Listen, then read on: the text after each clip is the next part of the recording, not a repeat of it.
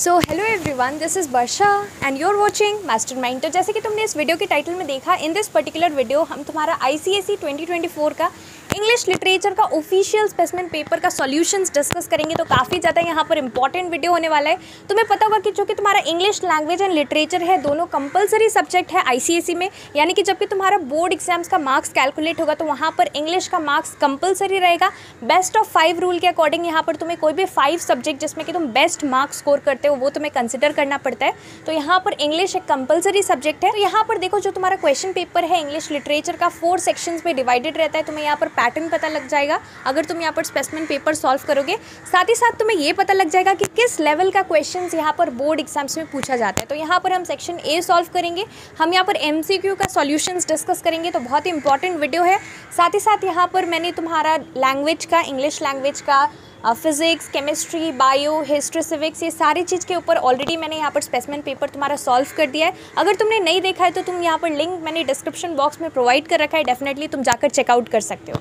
So in this particular video हम English literature का specimen paper solve करेंगे। सो काफ़ी ज़्यादा इंपॉर्टेंट वीडियो है। So let's start with this video. Well, so this is the official specimen paper for your English literature. तो देखो, यहाँ पर तुम्हें क्या करना है। सबसे पहले तो तुम्हें यहाँ पर पता होना चाहिए कि तुम्हारा जो मैक्सिमम मार्क्स है, मतलब कि कितना मार्क्स का पेपर होगा, 80 मार्क्स का पेपर होगा। और यहाँ पर जो तुम्हारा टाइम अलाउड है, दैट मीन्स जो टाइम ड्यूरेशन जो कि तुम्हें मिलेगा, writing time, it is 2 hours. Additionally तुम्हें 15 मिनट्स एक्स्ट्रा मिलेगा। फर्स्ट 15 मिनट्स जो कि रीडिंग टाइम रहेगा। After the distribution of the question paper तुम्हें यहाँ पर 15 मिनट्स मिलता है for reading the question paper. उसके बाद जब राइटिंग टाइम स्टार्ट होगा वो तुम्हें 2 आवर्स के अंदर पूरा पेपर को कंप्लीट करना है। So make sure that you are able to manage the time properly. और यहाँ पर द पेपर हैज़ 4 सेक्शंस। तो तुम्हारा यहाँ पर पैटर्न क्या रहता है लिटरेचर का, ICSE का। यहाँ पर तुम्हारा क्वेश्चन पेपर जो रहता है 4 पार्ट्स में डिवाइडेड रहेगा, 4 सेक्शंस में। Section A, B, C and D।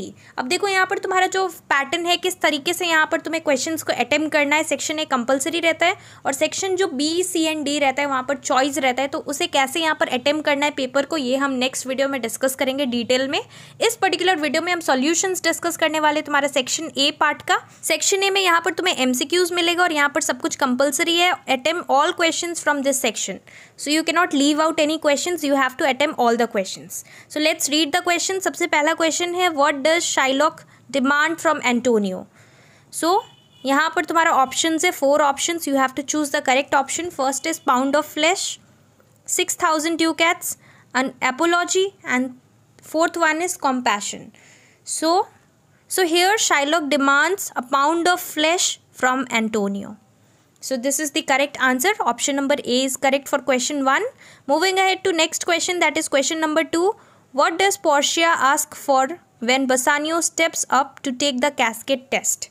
So here, whether it is a banquet or music to be played or a garland or applause. So it is music to be played. So option number B is correct for question number 2. Moving ahead to next question, that is question number 3. Question number 3 is, what does Portia mean when she tells Bassanio, I am locked in one of them? So what does she mean by these lines? So first option is that she was locked in a cell and unable to escape. B is that she was a prisoner in her father's house. C is that her portrait lay hidden in one of the caskets. And D is that she was bound firmly by her promise to her father. So option number C is correct for question 3. Her portrait lay hidden in one of the caskets. And which was that casket? It was the lead casket जिसके अंदर के उसका portrait रहता है. So option number C is correct. Next is question number 4. Now this is a line given by Portia. These lines are said by Portia. There are some shrewd contents in yon same paper.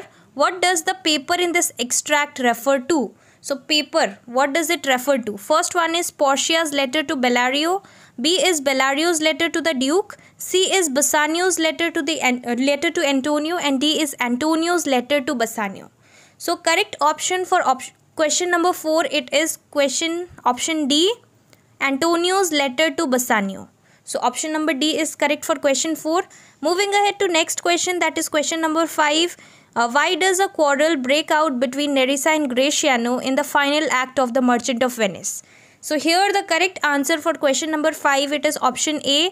Gratiano admits that he had given away the ring which Nerissa had given to him. So option number A is correct for question 5. Moving ahead to question number 6. How does Lorenzo recognize Portia even before he sees her when the two young women return from Venice? So first option is by the clothes she wears, B is by the sound of her voice, C is by the perfume she wears, and D is by her touch. So correct option is option number B, that is by the sound of her voice. So option number B is correct for question number 6. Moving ahead to next question, that is question number 7. Which of the following statements is not true of Sibia? She had long golden hair. B is she had to work hard from her early years. C is she was 12 years old. And D is she had no money to buy glass beads at the bazaar. So correct option is option number A, she had long golden hair. So option number A is correct. Moving ahead to next one, that is question number 8. Question number 8 is, what had the little match girl's grandmother told her about falling stars? So what had she told her? Option number A is correct. When a star falls, a soul goes up to God. So option number A is correct.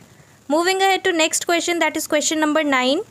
Now question number 9, choose the option that lists the sequence of events in the correct order. So यहाँ पर तुम्हें ये सारा read करना है और उसके बाद सीक्वेंस मैच करना है, मतलब 1 2 3 4 है या फिर 2 फर्स्ट में है, उसके बाद 4 सेकंड में है या फिर थर्ड में 1 है या 3 है. इस तरीके से तुम्हें यहाँ पर क्या करना है, सीक्वेंस को मैच करना है सारा रीड कर. तो यहाँ पर तुम्हारा जो करेक्ट ऑप्शन है, करेक्ट सीक्वेंस है, that is D. Correct sequence is D. पहले ये 3 वाला होगा, this is first, then 1, then 4, then 2.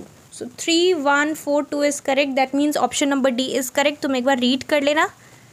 Next is question number 10. Question number 10, select the option that shows the correct relationship between statements 1 and 2 from All Summer in a Day. So All Summer in a Day से ये lines लिया गया और यहाँ पर तुम्हें ये बताना है कि जो स्टेटमेंट है मतलब तुम्हें रिलेशनशिप बताना है, whether 1 is the cause for 2, मतलब 1 का रीज़न है 2. Second is 1 is an example of 2. तो यहाँ पर देखो मैं तुम्हें आंसर बता दे रही हूँ क्वेश्चन नंबर 10 का. It is option A, 1 is the cause for 2. So this is the reason or the cause behind this one, that is 2. तो तुम रीड कर लेना. All summer in a day का लाइन्स है. Now next is question number 11. At the running broad jump trials Jesse Owens exclaims, did I come 3000 miles for this? Which of the following words best describe Jessie's mood? So it is frustrated. So option number B is correct for question number 11. So B correct होगा, frustrated. Moving ahead to next question, that is question number 12. The fickle-mindedness of his followers made the central character in Browning's poem The Patriot feel. So यहाँ पर whether it is ambitious, delusioned, bitter, optimistic. तो यहाँ पर तुम्हें 2 pairs select करना है, मतलब यहाँ पर 2 correct होगा. The Patriot feel dash and dash, ऐसा समझ लो, मतलब यहाँ पर 2 correct होगा. So यहाँ पर तुम्हारा correct होगा disillusioned and bitter. So 2 is correct, 2 and 3. So यहाँ पर तुम्हारा 2 and 3 किस ऑप्शन में, ऑप्शन नंबर बी में. So option number B is correct for question number 12. Moving ahead to next question, that is question number 13. What is the caged bird in Maya Angelou's poem I Know Why the Caged Bird Sings, blinded by? Whether it is her rage or her narrow cage or the sun's orange rays or her fears of the unknown. तो यहाँ पर तुम्हारा correct option है option number B, that is her rage और the anger. So B is correct. Next is question number 14. This is third last question. What was Abu Ben Adhem doing when Angel disappeared in his room one night? So answer to this particular question is option number B, sleeping soundly. So this is correct. Next, moving ahead to question number 15. What special human quality does the poem 9 Gold Medals celebrate? Whether it is rivalry or jealousy or empathy or selfishness. So it is empathy. So option number C is correct for question number 15. And now moving ahead to the last question. That is question number 16. This is the last MCQ. तो यहाँ पर question देखो, which of the following lines contains the same literary device as the one in Wordsworth 10,000 saw I at a glance. तो यहाँ पर इसमें जो तुम्हारा यहाँ पर यूज़ हुआ है लिटरेरी डिवाइस, वही इसमें भी यूज़ हो रहा है। तो यहाँ पर तुम्हें लाइन्स बताना है। तो देखो ये थोड़ा ट्रिकी टाइप का क्वेश्चन है, तुम्हें पता होगा कि इस बार का थोड़ा सा पैटर्न डिफरेंट है। मतलब क्वेश्चन पेपर पहले तुम्हारा डायरेक्ट टाइप का आता था, अभी यहाँ पर तुम्हारा क्रिटिकल थिंकिंग टाइप क्वेश्चन आता है। तो इस टाइप का क्वेश्चन के लिए तुम्हें यहाँ पर थोड़ा सा दिमाग लगाना है, और यहाँ पर तुम जस्ट मेमोराइज करते हो तो तुम्हारा काम नहीं चलेगा। 5 to 8 मार्क्स का यहाँ पर तुम्हारा इस टाइप का क्वेश्चन आएगा। तो तुम्हें यहाँ पर थोड़ा सा लॉजिकली भी पढ़ना है, ऐसा नहीं है कि तुम यहाँ पर सारा कुछ यहाँ पर मेमोराइज कर रहे हो MCQs पार्ट के लिए। तो यहाँ पर देखो फर्स्ट वाला है 100 years should go to praise thine eyes on thy forehead gaze। फिर सेकेंड वाला है, थर्ड वाला तुम सारा रीड करना। यहाँ पर तुम्हारा फर्स्ट ऑप्शन ही करेक्ट है, ऑप्शन नंबर ए। तो ये दोनों में सेम लिटरेरी डिवाइस यूज़ हुआ है।